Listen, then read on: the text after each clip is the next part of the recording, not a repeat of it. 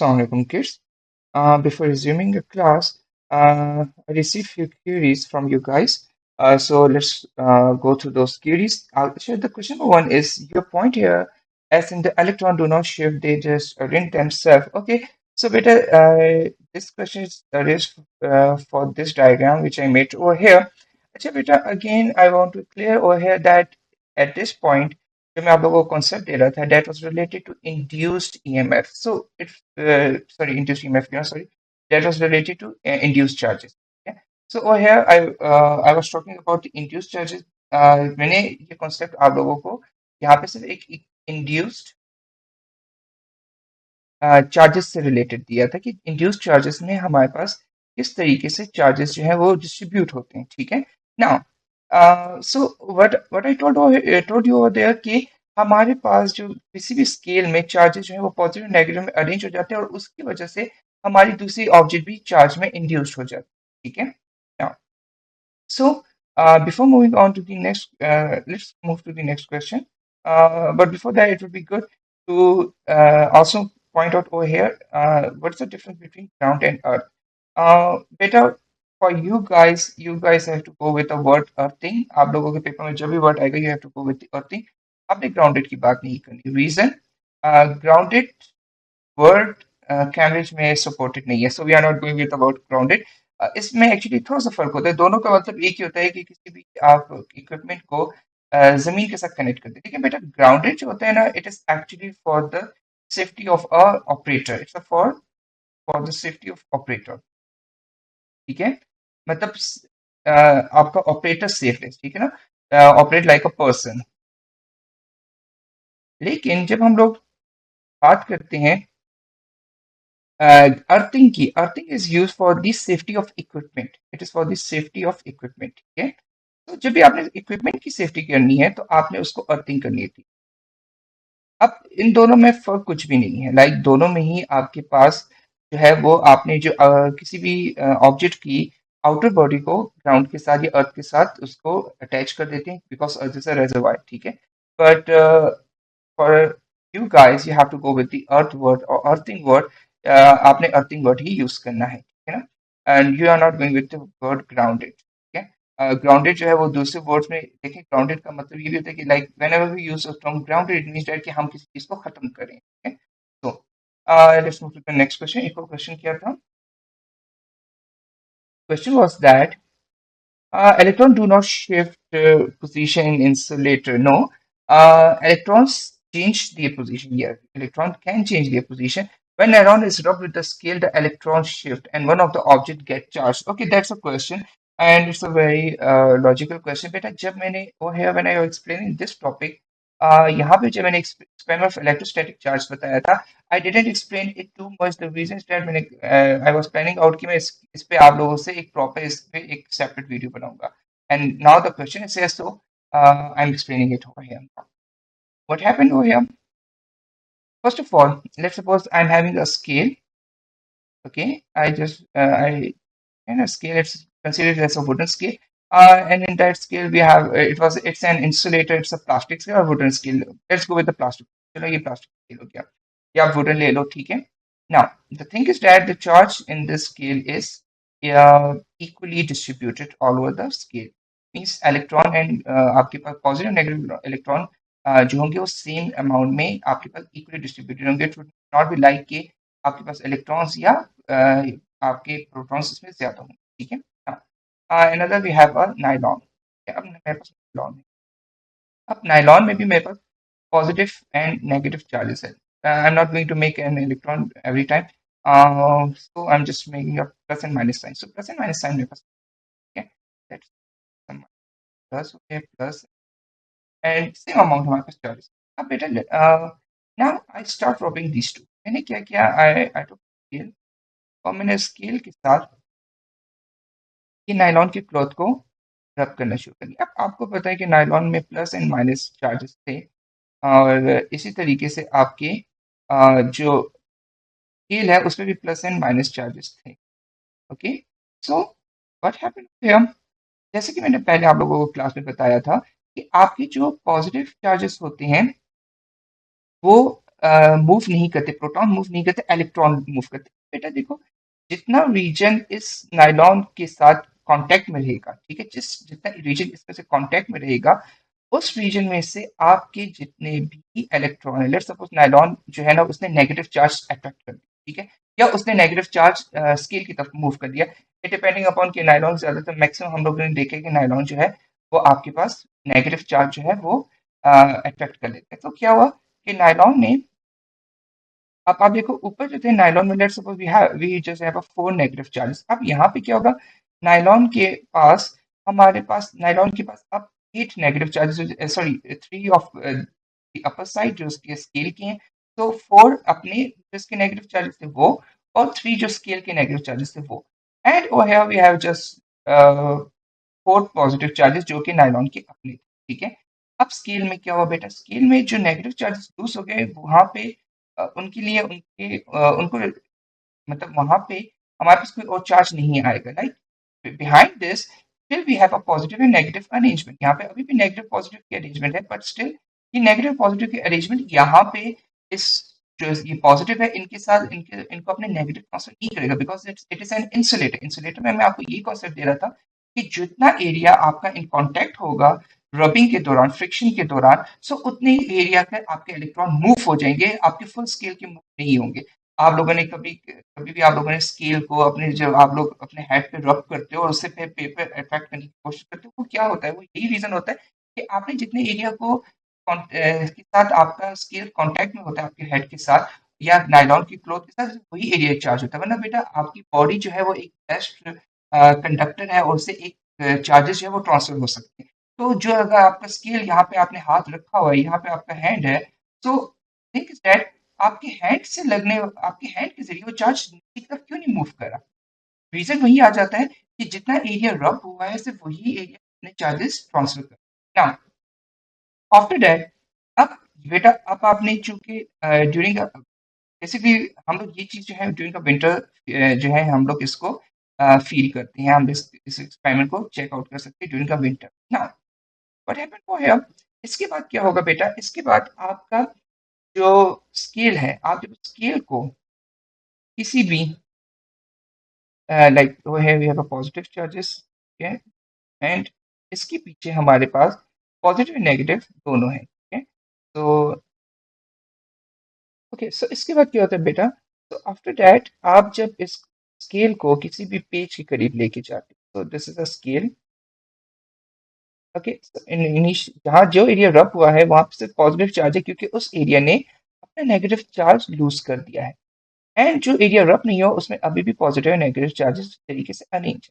अब जो area positively charge है जब वो किसी भी पेज के पास करीब आएगा, let's suppose this is a piece of a page paper, and again इसके ऊपर चार्जेस जो थे वो initially charges were and on a page were like, अगर ये पेज है so the charges were like positive and negative सारे हमारे पास प्रॉपर्ली अरेंज थे, और मतलब वो एक इंसुलेटेड था, वो चार्जेस उसमें डिवाइडेड नहीं थे। लेकिन जैसे ये फिर इस पॉजिटिव चार्ज के करीब आएगा तो पेज अपने नेगेटिव चार्जेस एक साइड पे अरेंज कर लेगा एंड उसके पॉजिटिव चार्जेस दूसरी साइड पे अरेंज करेंगे और पेज इसकी तरफ अट्रैक्ट होगा।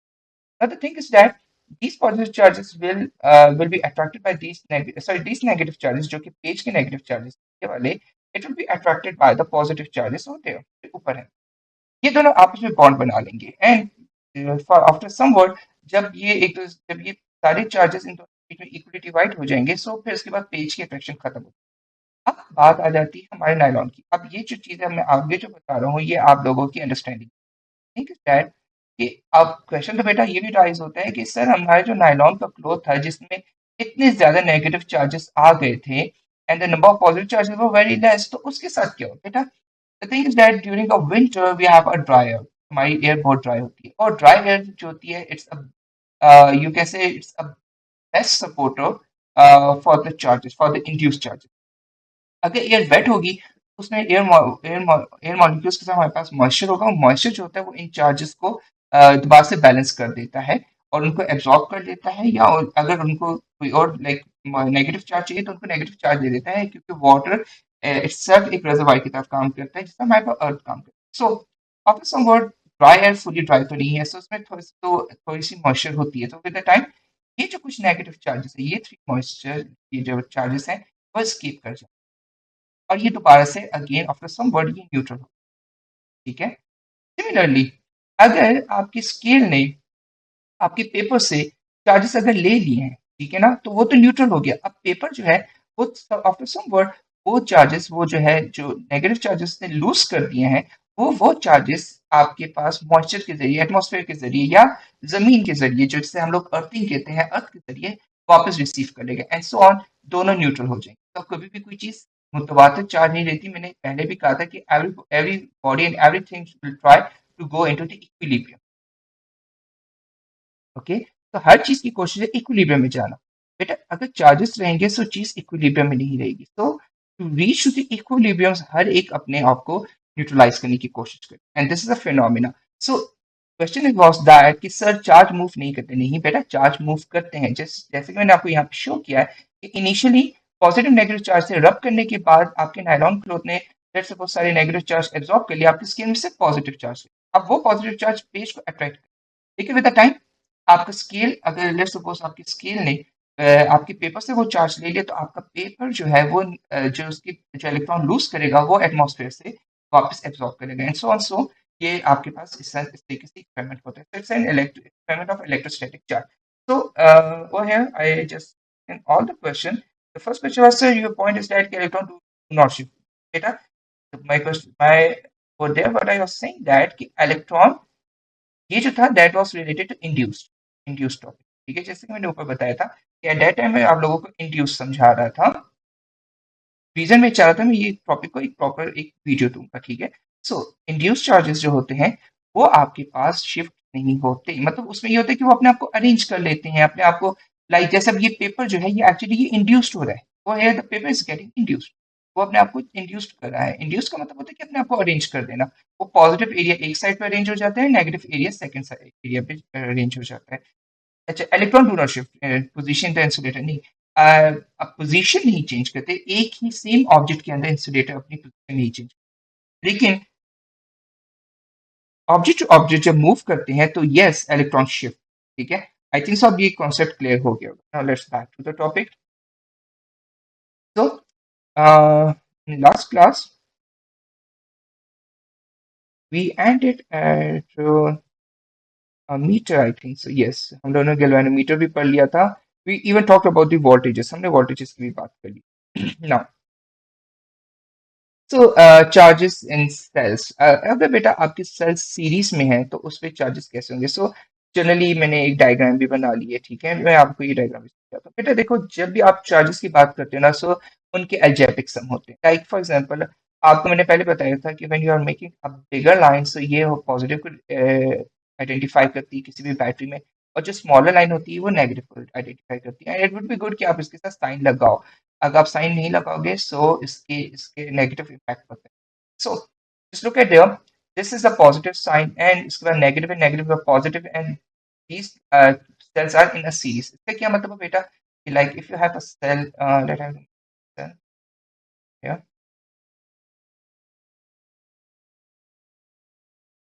This is a cell. Okay, इस तरह का आप लोगों का सेल होता है। ठीक है ना। हम लोग क्या बात करें? हम लोग बात कर रहे हैं कि like it is a cell of 1.5 volt, और मैंने इन तीनों सेल्स को एक दूसरे के इस तरीके से अरेंज कर दिया है। तो make a proper concept of it.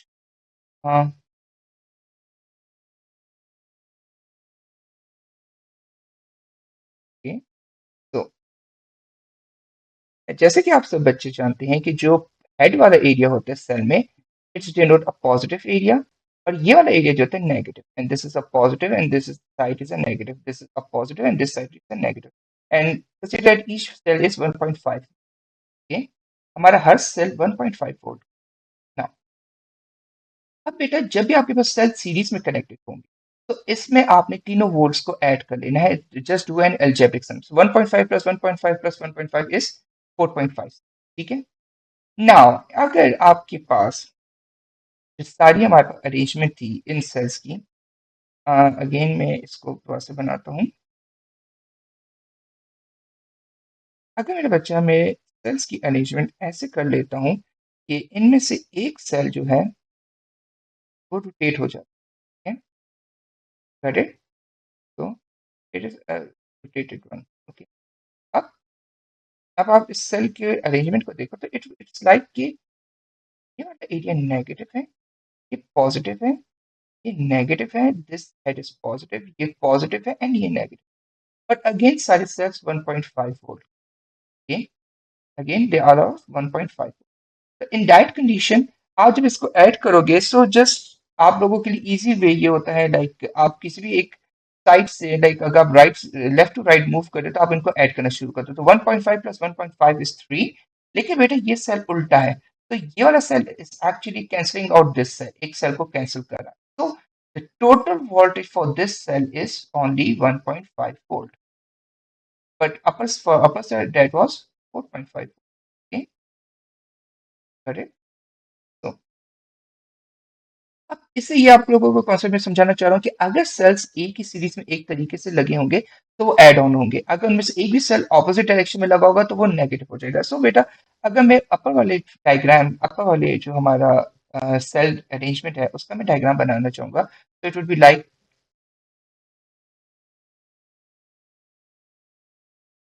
Okay, और positive negative, positive negative, positive negative, और तीनों को मैंने ऐड कर दिया। अब मैं नीचे वाले का जब डिजाइन सेल सर्किट डायग्राम बनाऊंगा it would be like small, small, bigger, bigger and then small. Okay, this is a diagram for this cell arrangement. Okay, so this is a negative, this is a positive, negative, positive, positive, negative। बेटा ये किसी भी तरीके से हो सकते हैं, negative भी पहले हो सकते हैं, पॉजिटिव भी पहले हो सकता है। जस्ट मैंने डायग्राम से डिजाइन किया तो मैंने उसके लिए सर्किट डायग्राम ये बनाया। तो ओ है दिस इज दिस सेल, ये वाला एरिया 1.5 है एंड ये दोनों सेल्स, ये वाला सेल और ये दोनों 1.5 सेल्स एक दूसरे को कैंसिल कर रहे हैं। सो इसको इजीली, इजी मेथड ये होता है कि 1.5 तो plus 1.5 minus 1.5, so our total answer is just 1.5। ठीक है, so that this is the way आपने सेल्स की सीरीज में ऐड करना। ठीक है, now just look at there, मैंने एक क्वेश्चन लिखा है कि मेरे पास let's suppose C1 is 4.5 and C2 is 1.5 और मुझे उसकी रिक्वायर्ड वोल्टेज चाहिए 3 वोल्ट। अब ऐसे क्वेश्चन पेपर में आते हैं, तो अगर मैं 3 वोल्ट बनाना चाहता हूँ तो I have to subtract 1.5 volt from 4.5 volt. अगर मैं माइनस कर लूँ तो मेरे पास 3 वोल्ट का सेटअप बन जाएगा। सो मैंने क्या किया, just look at this diagram here। ये जो सेल है that is 4.5 volt, this 4.5 volt and this one is 1.5। इसका पॉजिटिव टर्मिनल है, दिस इज नेगेटिव टर्मिनल, यहाँ पे नेगेटिव टर्मिनल और पॉजिटिव। बेटा देखो मैंने दोबारा से इन दोनों की यहाँ पे टेल ज्वाइन कर ली, लाइक नेगेटिव नेगेटिव एरियाज को ज्वाइन कर दिया। अगर इसका डायग्राम मैं आपको दिखाऊं तो इट वुड बी लाइक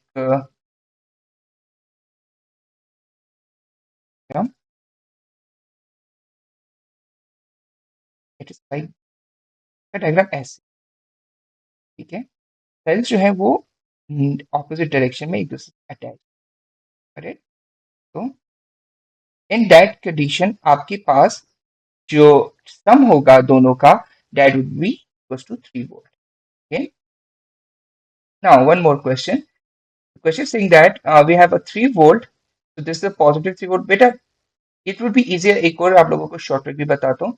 जो आपकी सेल का पहला साइन है आप उस साइन को अपने नंबर के साथ लिख लीजिए। Just look eight over here, this is the longer side और यहाँ पे प्लस साइन है, तो मैं लिखता हूँ +3। अब ये देखिए 2 के साथ माइनस साइन है, -2, अगेन 3 के साथ प्लस है, plus.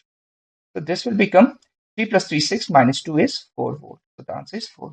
Okay, so these are the small tricks, आप इस तरीके से भी इनको ऐड कर सकते हो sales. okay, so this is a simple diagram कि आपने अगर सेल्स आपके पास बनते किससे हैं, तो बेटा आप लोगों ने अक्सर अपने जो टॉयस होते हैं उनमें देखा होगा कि टॉयस में आपके पास एक पोर्शन होता है जो स्प्रिंग वाला पोर्शन होता है और वो दो सेल्स के साथ स्प्रिंग वाला पोर्शन लगा होता है और इस सेल के साथ यहाँ पे उसका हेड होता है जो कि पॉजिटिव टर्मिनल के साथ लगा होता है। हेड इज ओवर हियर, इस सेल का हेड इस साइड पे होता है लाइक दिस और इस सेल का हेड इस साइड, ना अब होता कैसे है, होता कुछ यूं है कि इन सेल्स को सीरीज में लगाना होता है। सीरीज में कैसे लगेंगे, इस सेल का हेड इसके नेगेटिव के साथ लगेगा, सो ये वाली वायर इसके साथ कनेक्ट, और बेटा यहाँ पे जो हेड है वो इस थर्ड वाले की टेल के साथ या नेगेटिव पोर्शन के साथ लगा होगा, एंड आफ्टर दैट हमारा सर्किट कंप्लीट हो जाता है लाइक, ये हमारा सर्किट ऐसे, गॉट इट। सो एक का हेड दूसरे की टेल के साथ लगता है, इसको मैंने सिंप्लीफाई किया था ओवर हियर, इस डायग्राम के जरिए मैंने, जिसमें मैंने 3 वोल्ट्स के सेल एक सीरीज में एक साथ कनेक्ट किए थे। ये जो डायग्राम है ये भी सीरीज में ही कनेक्टेड है। Just the thing is that उस उन्होंने तीनों सेल्स पैरेलल रखे हुए हैं, ताकि आप लोग आप लोगों को मैं ये कॉन्सेप्ट करना चाह रहा हूँ कि आप लोगों की जो कार्स होती हैं, जो लाइक जो टॉयज कार्स होती हैं बच्चों की, या उन कोई भी आप लोगों के पास रिमोट कंट्रोल वाले कोई भी गैजेट है, it can be a trimmer और एनीथिंग, उनमें जो सेल्स की अरेंजमेंट होती है वो सीरीज में होती है और वो इस तरीके से की जाती है। बेटा ऐसा तो कोई भी इक्विपमेंट नहीं है जो कि 1.5 वोल्ट पे जनरली कोई एक बड़ा ट्रिमर या कोई कार या कोई चीज पे रन हो जाए।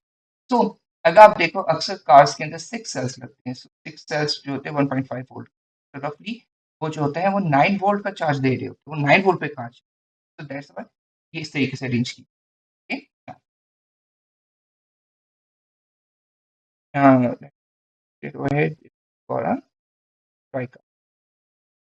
ट्राई कार्स में ज्यादातर आप देखो तो maximum six six minimum cells होते ही हो, या मैक्सिमम 6 तक तो। Now, okay, you have to take care of these things while adding on the cells. ठीक है, your total voltage is always positive. आपकी total voltage नेगेटिव नहीं होनी। सेकंड थिंग, ये चीजें जो है ना ये आपके पेपर टिप्स हैं, ठीक है, इट्स अ पेपर। जैसे कि मैंने पहले भी, जब मैं I was discussing the electric field, जैसे last topic was about electric field, वहां पे भी मैंने कुछ पेपर टिप्स आप लोगों के साथ डिस्कस किए थे, जिसमें मैंने आप लोगों से यही कहा था कि like I mention over there कि ये paper tip show you,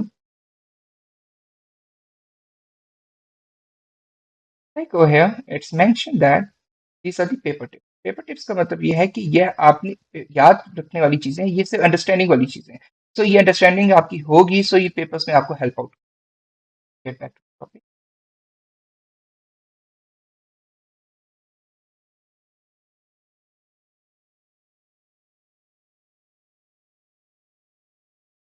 okay, so, we can change EMF according to our needs.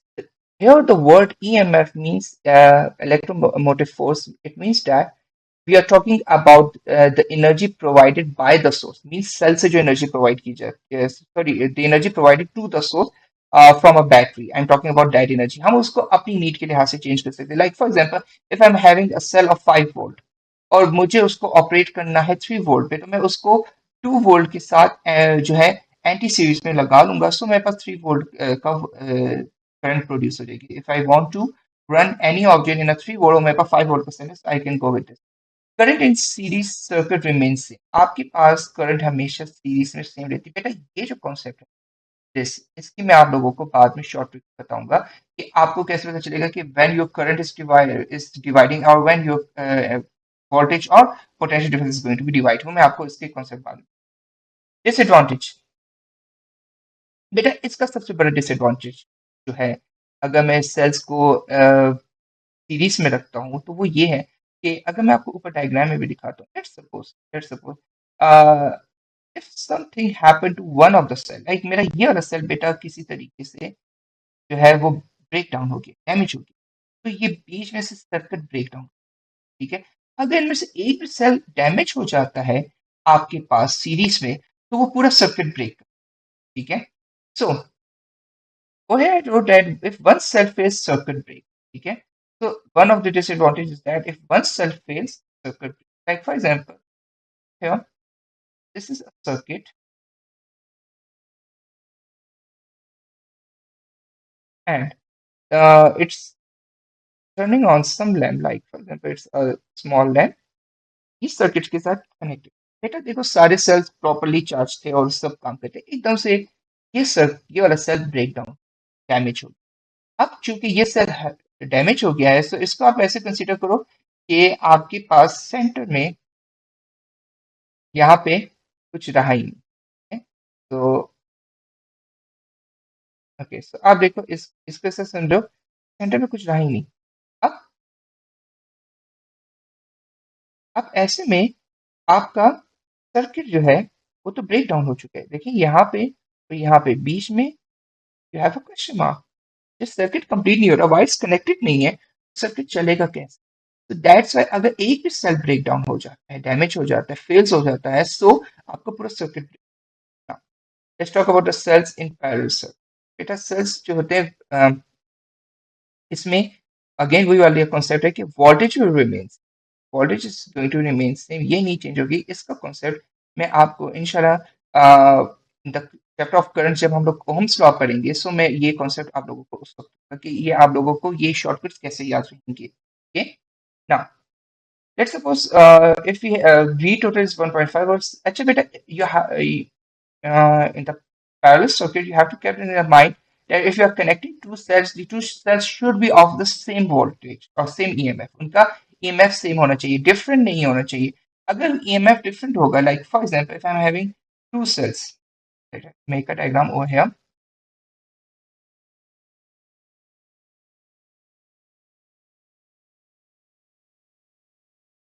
and there's some bulb over here, and बेटा देखो, let's suppose if the upper uh, lamp is 1.5 volt and the lower lamp is 1.5, तो बेटा ये याद रखिए कि इस circuit में जो लैंप को वोल्टेज जा रही है इट इज जस्ट 1.5, वो उतनी ही रहेगी। ये कॉन्सेप्ट मैं आपको बाद में दूंगा। इसमें जो टोटल वोल्टेज है वो सेम रहती है, वो चेंज नहीं। ठीक है, इसमें जो आपके सारे सेल्स की जो वोल्टेज है ये उसकी इक्वल ही रहेगी, उसका सम नहीं होगी, वो सीरीज में। Let's suppose due to some reason आपने इधर 4 वोल्ट का सेल लगा दिया, इधर 5 वोल्ट, 1.5 वोल्ट का है नीचे से।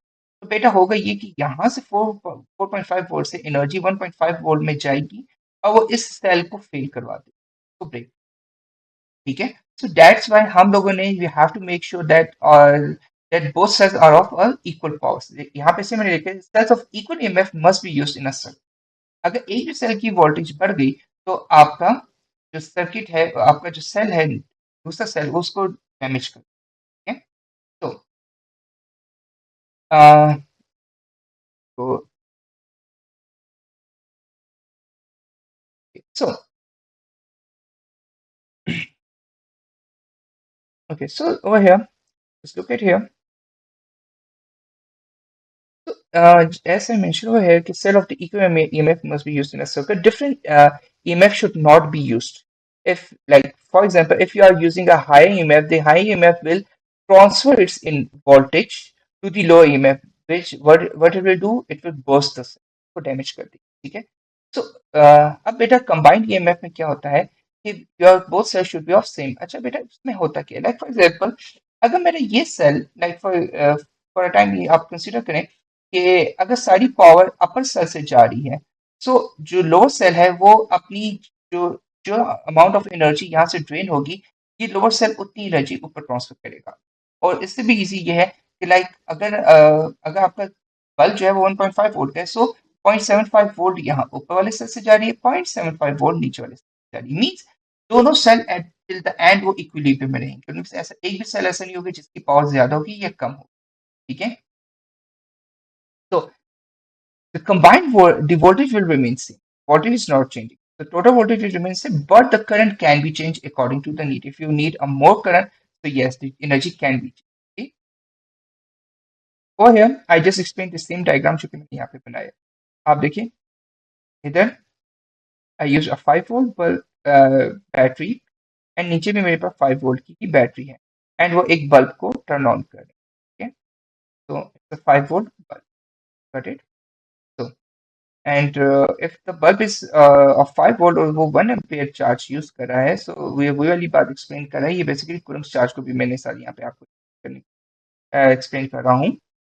जहाँ पे हम लोगों ने पहले भी बात की थी कि दैट 1 कूलम और द वन आपका जो एम्पेयर होता है that is actually representing a Coulomb's upon second. ठीक है, सो आपके पास जो 1 एम्पेयर करंट है वो कितनी देर में फ्लो करेगी in a circuit to give a charge of 5 volt. ठीक है, सो इंशाल्लाह इन नेक्स्ट फ्यू क्लासेस हम लोग इस कॉन्सेप्ट को, करंट एंड वोल्टेजेस के कॉन्सेप्ट को थोड़ा सा और भी ब्रीफली एक्सप्लेन करूंगा मैं, ताकि आप लोगों के इससे रिलेटेड जो भी इश्यूज हों वो रिजॉल्व हो। ओके।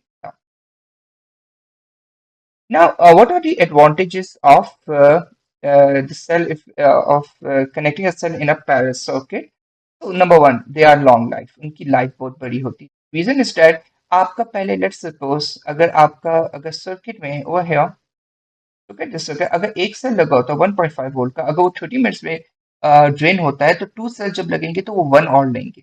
मीन्स सेल की लाइफ जो है वो इंक्रीज हो गई है। इसमें एक और फायदा भी बेटा, लेट्स सपोज किसी वजह से एक से सेल फेल हो गया, अभी भी you have still have a one cell, तो आपका सर्किट ब्रेक नहीं होगा, इसमें सर्किट ब्रेक नहीं होगा।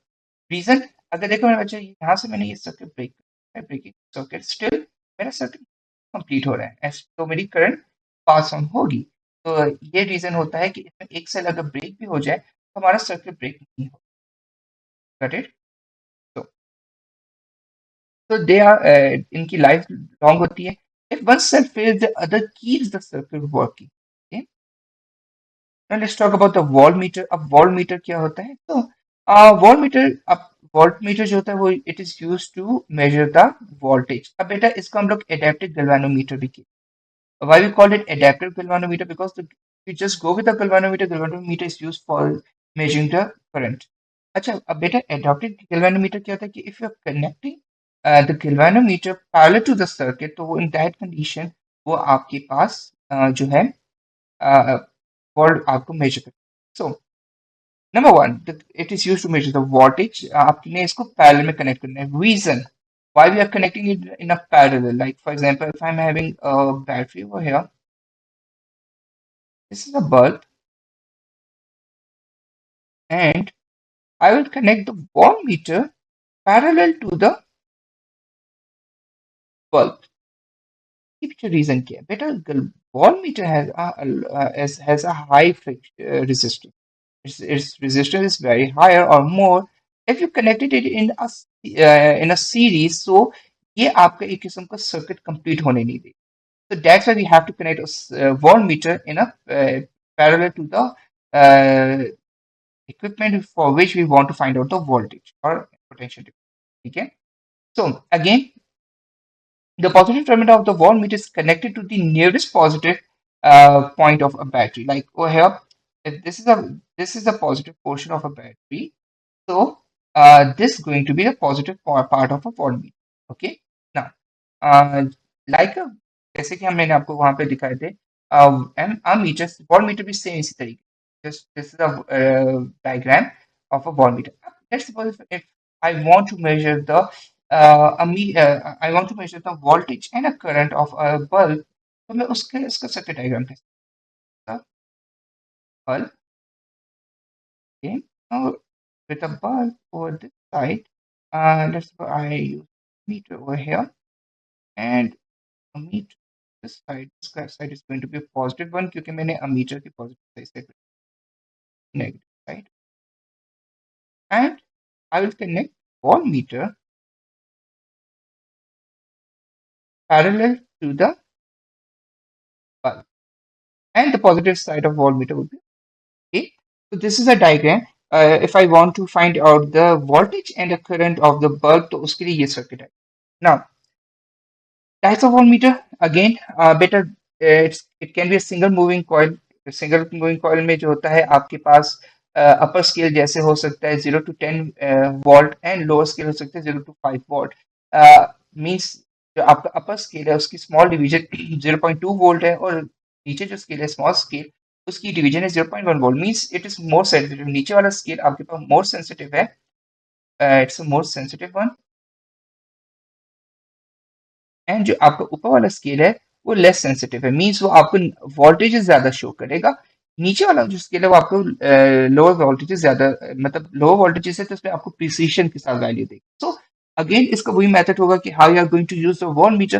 First you will connect voltmeter को कनेक्ट करने के बाद आप सबसे पहले लो स्केल में देखोगे। अगर आपका लो स्केल वो है, अगर आपके लो स्केल में अगर आपकी डिफ्लेक्शन फुल राइट साइड पे चली जाती है और आपको कोई भी रीडिंग नहीं शो करती, तो फिर आपने अपने सेंसिटिविटी जो है उसको कम करनी होगी स्केल की, और सेंसिटिविटी कम करके आप उसको 0 से 10 की रेंज में लेकर आएँगे और फिर आप दोबारा से अपने इंस्ट्रूमेंट की, अपने इक्विपमेंट की वोल्टेज चेक करेंगे। अगेन बेटा इसके नीचे उसी तरीके से 3 आपके पास ऑप्शंस होती है। Number 1 is the common one, जिसका पहले मैंने दिखाया था। एक आपके पास कॉमन होता है, second is for a 5 volt, 0 to 5 volt, and the second one third one is for a 10 volt. Okay, तो इस तरीके से इसमें भी अरेंजमेंट होती है। ये आपके पास जो है एनालॉग होता है। नंबर 2 आपके पास डिजिटल जो होता है, डिजिटल में जो होता है आपको प्रॉपर स्क्रीन में वैल्यूज होती है, और डिजिटल ज़्यादातर हमारे पास मल्टीमीटर्स में। Multimeters can help us in finding out the voltage of AC and DC for both. Okay? Multimeters can be analog भी हो सकते हैं और डिजिटल भी, जैसा कि मैंने मल्टीमीटर लास्ट क्लास में डिस्कस किया था। और आपको एक बार रिकॉल दे दूं। ओके बेटा, तो this one is a multimeter. जैसे कि मैंने आपको पहले भी बताया था कि मल्टीमीटर में you can find out the voltages. जैसे अब ये वाले पोर्शन देखो, ये हेल्प आउट करते हैं वोल्टेजेस फाइंड आउट। ओके, तो let's talk about the resistance. Over here, we just talk about a little bit about the resistance. So, what is the resistance? Resistance is actually the ratio of the voltage to the current across a resistor in a circuit.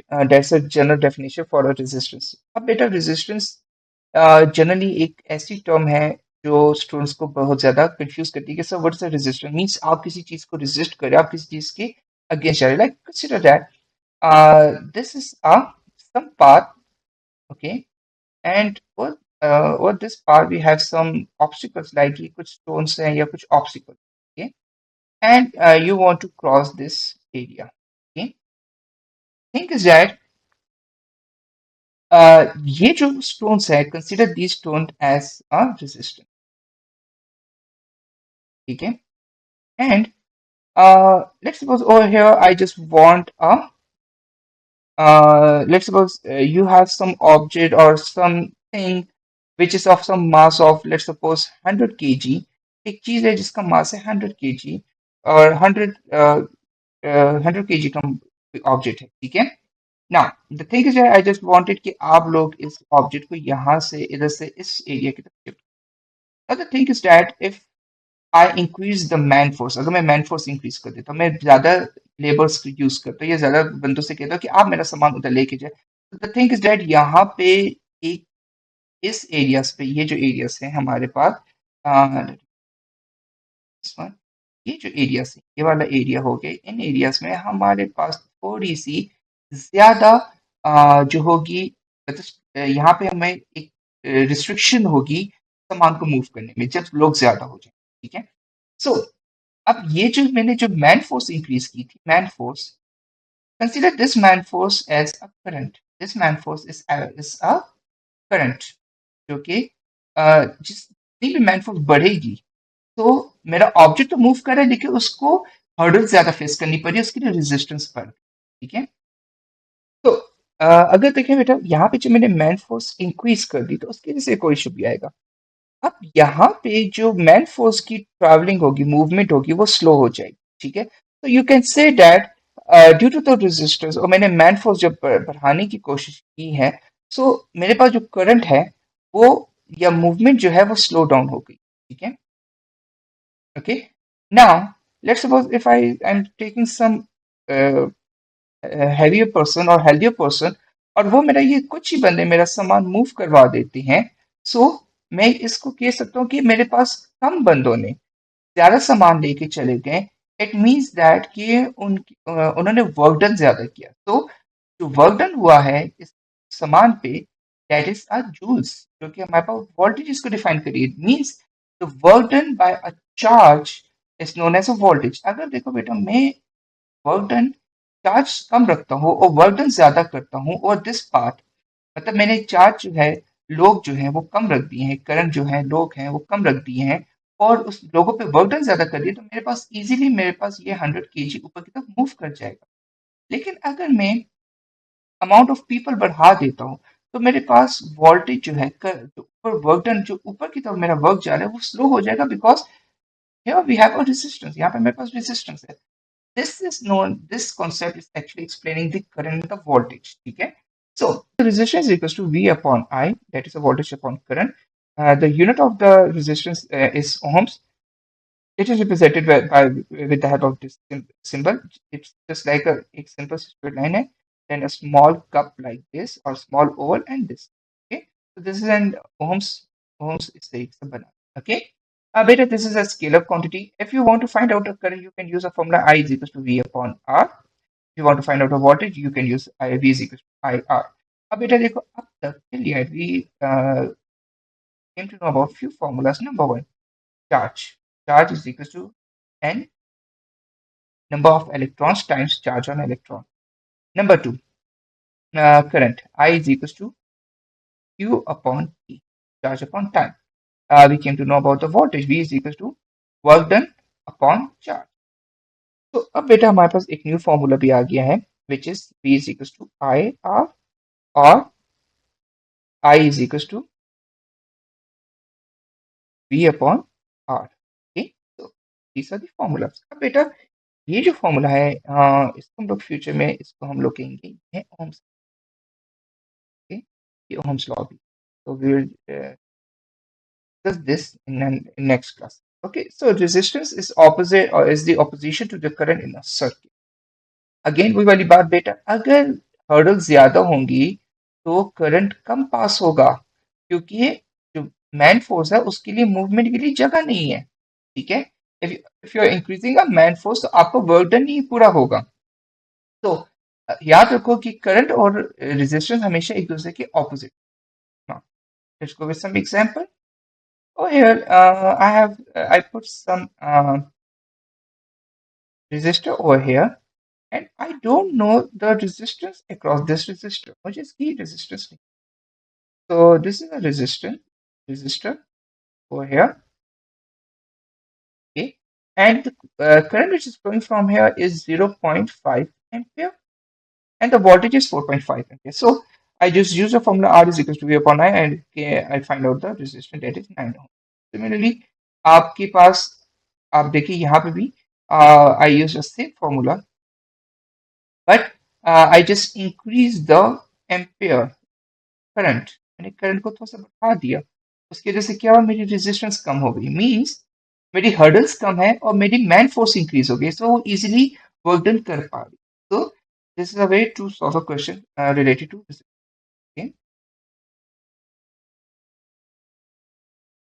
Okay बेटा, now consider a situation. हमारे पास situation कुछ ऐसी है that the current is constant. Considering that the current is constant, and we can change the voltage and the resistance. So हमने current यहाँ पे constant कर दी. So if you need to allow the current to flow from a circuit from a high resistance, like over here, this condition here, the block जो है, it is presenting a condition where the resistance is high. अगर resistance high है और I want that current will flow easily, so मुझे voltages increase करनी. If I increasing a voltage तो मेरे पास current का फ्लो बढ़ जाएगा. अगर बेटा मैं अगेन करंट को कांस्टेंट रखता हूँ और मेरी रेजिस्टेंस लो हो जाती है, सो मैं अपनी वोल्टेजेस को भी लो कर दूंगा, एंड विद दैट मेरी करंट का फ्लो नॉर्मल हो जाएगा.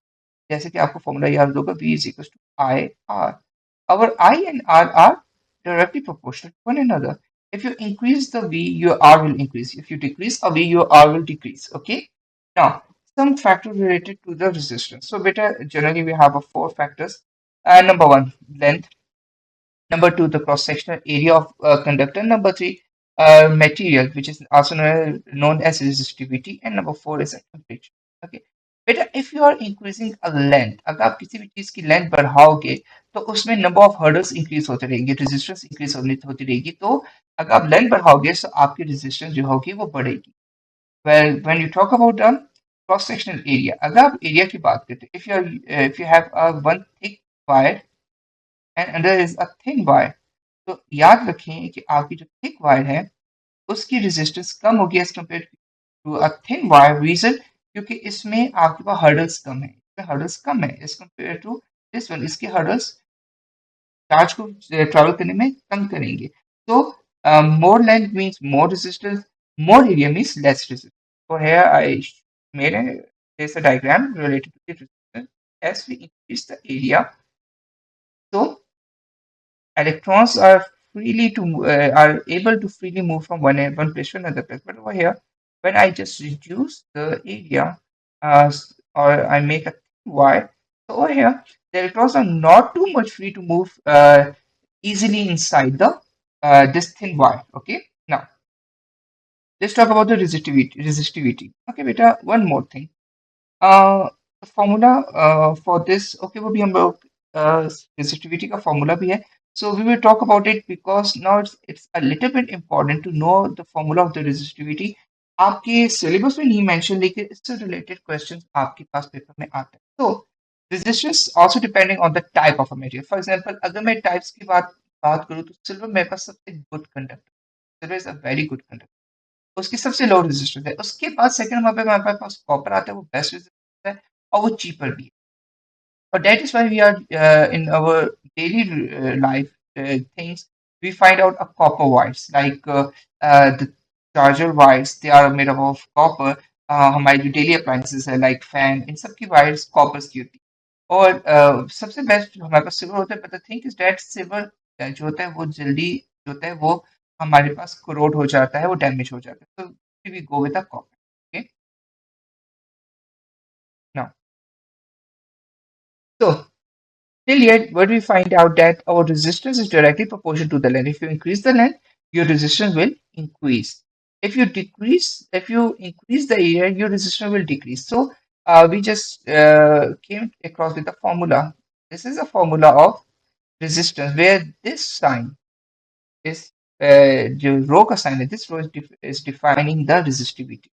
So your resistance is actually equal to resistivity length upon area. लेकिन बेटा resistivity is not a part of your syllabus. ये आपके syllabus का part नहीं है. So आपने ये formula याद रखना है कि the factors on basically we discussed a factor. So your resistance is actually is equal to RA upon L जो कि actually define कर रहा है resistivity को और इसी से related आपके questions भी आते हैं.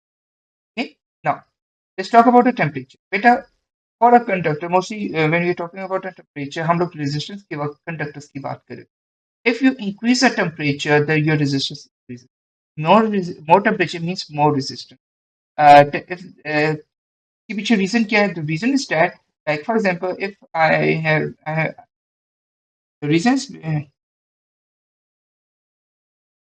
Okay, so the reason behind is that, like for example, if I'm having a conductor, मेरे पास एक conductor है, and in a conductor the electrons are freely moving from one place to another and they are vibrating और इस तरीके से solid है तो इनका जो movement होती है वो actually vibration ही होती है ना तो I start heating the molecules मैंने इनको heat करना due to the heat ये vibration in molecules की increase हो जाएगी अब जो मेरे पास में फ्री इलेक्ट्रॉन्स है जो कि एटम्स के बीच में से मूव कर रहे थे अब उनको मूव करने में उनके लिए हर्डल्स आ गई एंड ड्यू टू विच मेरी रेजिस्टेंस जो है कंडक्टर की बढ़ जाती है दैट इज वाई जब भी कोई भी वायर हीटअप होती है तो उसमें से आपको फील होता है और ये देखा भी जाता है लाइक अगर आप मोबाइल एडॉप्टर्स को देखो जब वो हीटअप हो जाते हैं तो उसके बाद आपका मोबाइल जो चार्ज होता है वो स्लो होता है रीजन उसकी रेजिस्टेंस इंक्रीज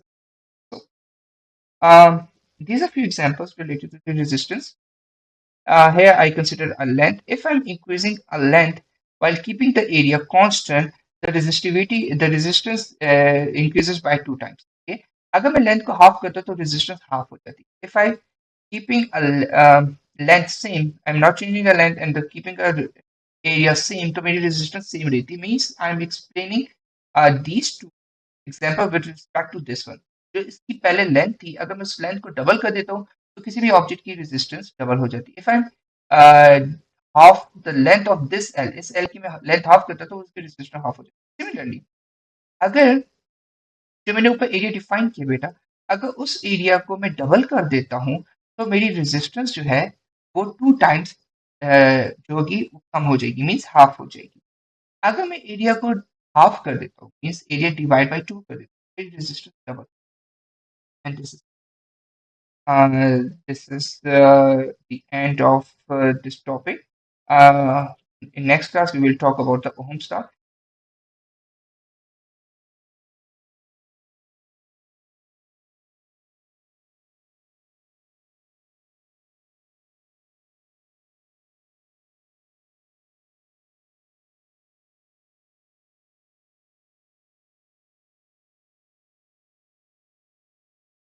Thank you.